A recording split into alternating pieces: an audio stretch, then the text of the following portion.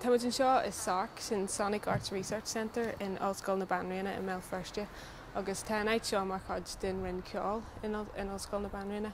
Seo mar ionach specialte, is féidir gach rud a aithríonn seo go mbeidh fuaime na difriúil agad agus go mbeidh an aici ar féidir leat an fuaime dhéireadh a aithriú an fuaime dhéireann tú ar an lucht féachanta. Fecinn tú na cáiliúirí a ligean seo tá 10 a 8 a gin sa seo mar seo. Tá beidir 8 a gin hart ar an level seo an eiceil le ceann lucht féachana. Agus an sin tá 8 eile thuas níos airde agus 8 eile i gceorcail thuas ar an síleáil agus de grach bíon 8 eile híos an seo faoin urlar. Agus teagan lucht féachana is deach agus síonn siad síos an seo agus tá mu deabalta an fuaime dhéireadh orthu.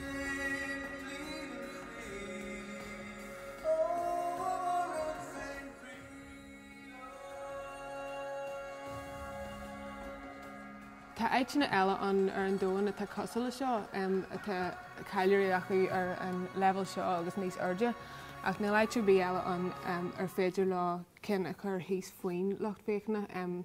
Tá beidir 3 féidir an sin, agus is féidir le a chur an urlar agus an fuaime dhéireadh thuas. So nuair tá tú a híonn seo, clunann tú fuaimigh teachtú aithnáid os de cheann, ach fásta sa seo mar seo is féidir le éachlainn den ón urlar híos faoin. Begrab dús a bheith obair san áit seo ar fé 3 bliain mar chuidí thuair sa stúdiú seo.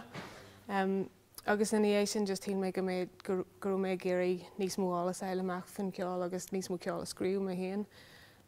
Agus fuair mé an seans táiseach ar PhD an bliain seo i mí Abran thosaí mé ar. So níor thosaí mé ar le fearan is, so níl mé ró cinnte go dtí a bheits mé deanú ar fé 3 bliain is ach. Tá coppla chans ganú agam mé an mhaimite